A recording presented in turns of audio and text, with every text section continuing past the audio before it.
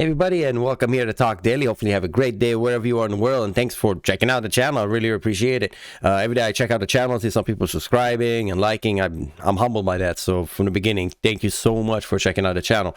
So let's get to it. This article is written by Casey Colwell, and it's from Car and Driver. I always have a link of this article in the description below, along with everything else I show you. So what's the story? Ford, the maker of the F150, are making a Lightning, and this Lightning is not going to be like the old Lightning, where it's going to be performance based. It's going to be electrical.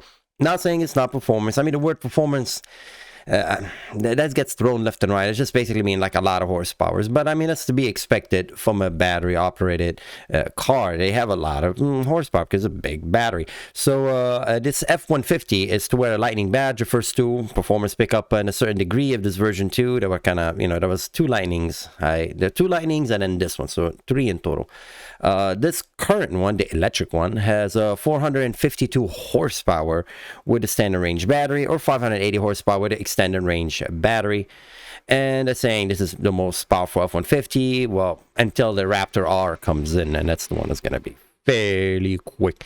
It's heavy. It weighs 6,400 pounds, so it's not light. And but 0 to 60 in 4.5 seconds. And the article goes on saying that, it's going to be trying to compete with the Rivian R1T and the GMC Hummer. I disagree with that, because if you're going to buy the Rivian, that's an experimental, in my opinion. It's a brand new company, and you're going to buy it because it looks nice and it's neat and whatnot. I don't think you're going to buy it because you look at the 150. This has their own customer. Same thing with the Hummer. I look at this. This is a toy. This is absolute toy. So this is no, the F-150 to me, it still is the kind of truck that you're gonna see it at a construction site. It's gonna get a lot of use as a truck. It gets a lot of love, but also get to be used a lot. The Hummer. Maybe someone. Of course, there's always someone out there, right, who's gonna take this thing to the Himalayas, whatever. But that's not the point. Most general people are. Again, they're just gonna drive them like a car. But the F-150 will most likely see a lot of tough usage.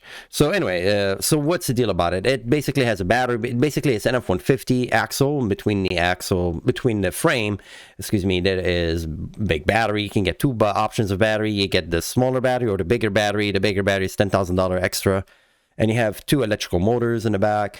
So it's basically two-wheel drive, and it has, from what I see, it has good amount of horsepower, good amount of torque. Okay, it has independent rear suspension, which is great, but and it has open tailgate. But the only problem I have with it is that it's expensive, and the range is not that much. If you don't get the extended battery, your range is not so much, unfortunately.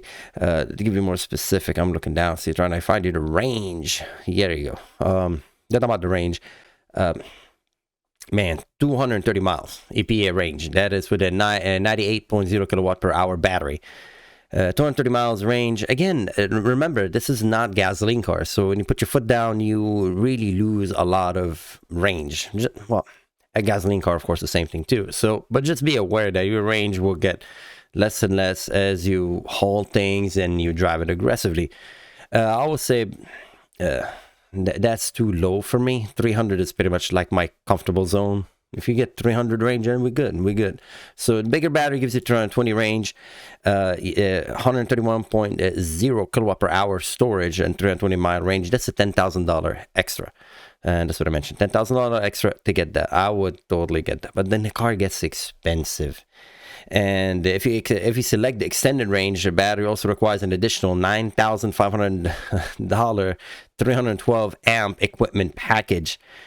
I'm just saying, the number just keeps going up and up and up and up.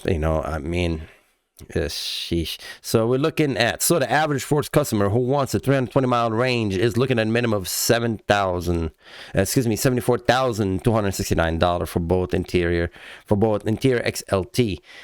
And it just keep, long story short, it can go up to $92,669. And be reminded that if you upgrade to the 22-inch wheels, you lose range. So even with the bigger battery, if you have the 22-inch wheels, you get the 300 mile EPA range.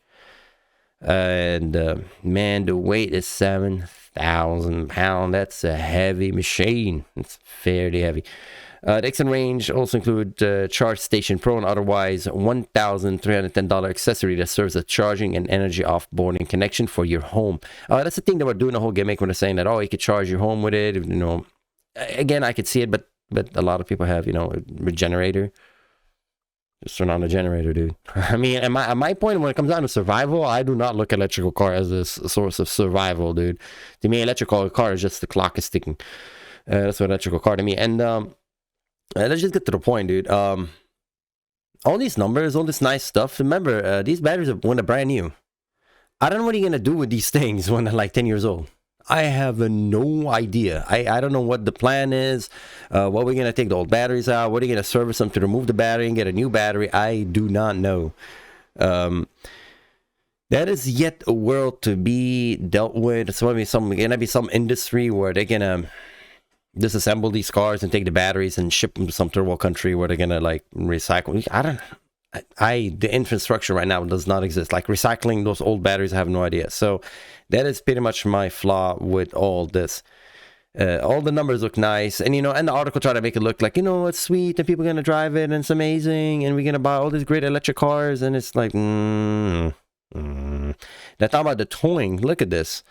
They mentioned they were towing a boat, which is not out of the realm of what you're gonna do when you have a pickup truck. You're gonna tow the boat, and it says it can tow up to 10,000 pounds.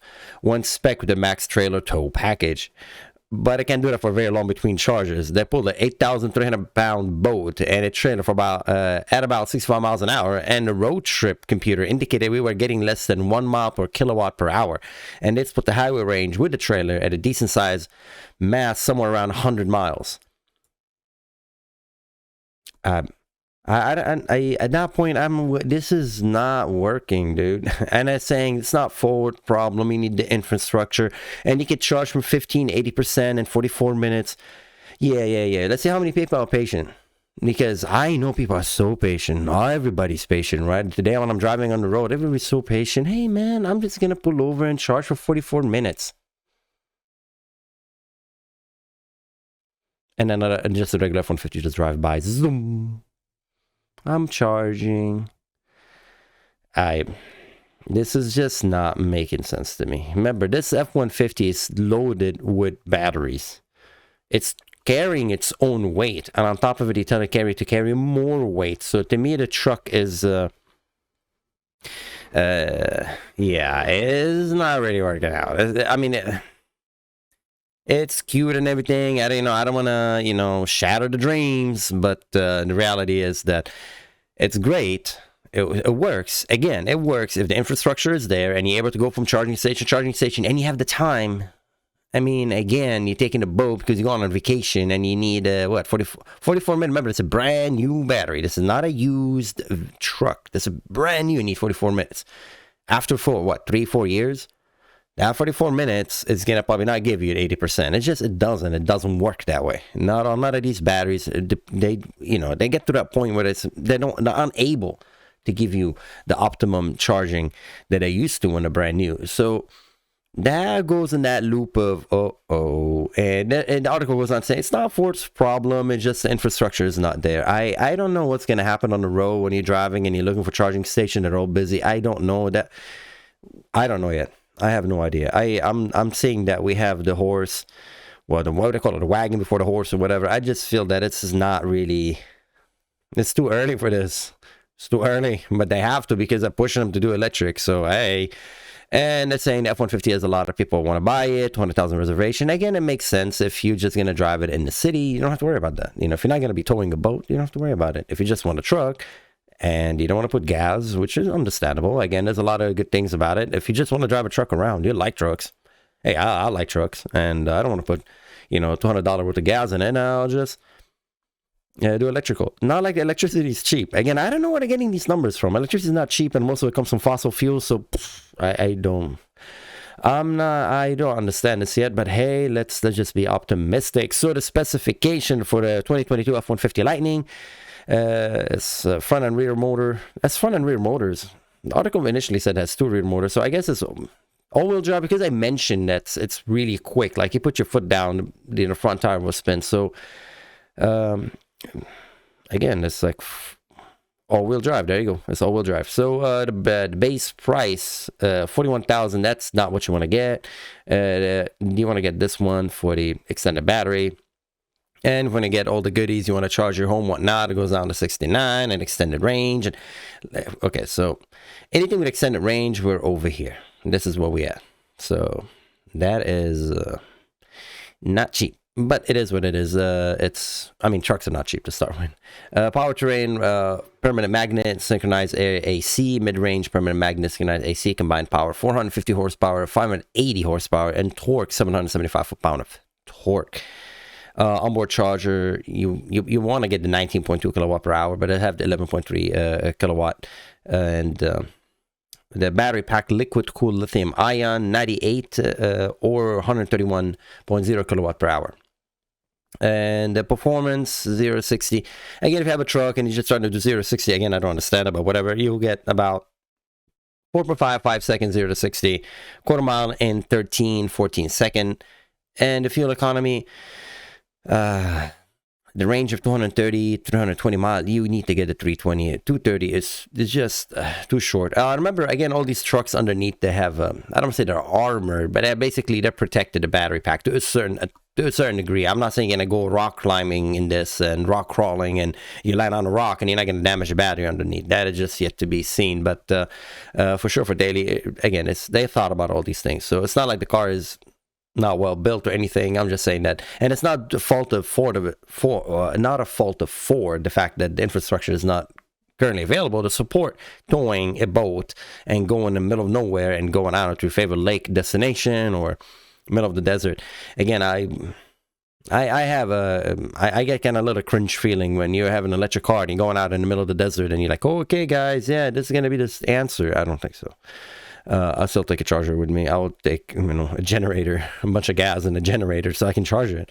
And I think probably that might be the solution. If you're doing that, just have a generator with you. It would be kind of interesting if somebody can just have a generator running and just plug it in and you just keep going. Kind of an interesting idea. You're towing the boat, you have a generator there and just running and it's just giving you electricity and there we go. But then, I don't know. I guess that doesn't makes sense because the whole idea is just to be fully electric. Anyway, so good job for Ford. I think it's fantastic. It's very useful. It's a very useful truck. It's a very clever, useful truck. You see the front of it. I'll show you a couple more pictures of it. And it's present. And that's what they were towing. So it's massive. Okay. The whole camper thingy, it's nice. It's cute. Hey, you can go out in the woods and do wood stuff. And look, wood construction. That's what I'm talking about. This is the charger that Ford has. Again, it looks nice. It's very useful. Again, it doesn't produce pollution. So I like that thing about electric cars. You don't have to smell, nauseous, toxic fumes from it. So it's really, really nice. And I mean, if you look from a glance, you look at it, you can't even tell if it's even electric. So it's pretty. It's just pretty. It does. And I love the fact it has an independent rear suspension, which is amazing. So yeah, that's the new Ford F-150 Lightning. There you go. That's the package we're talking about. You could power your whole house, have a party. Look, that looks like a keg. I mean, that's, again, if you're maybe in that works too. I mean, it's very useful, very, very. There's a lot of positive things about it. Beside the range, I like everything about it. I like the fact you can load the front and rear and you can put everything in it and it has so much torque that you don't have to worry about it not being able to handle its weight.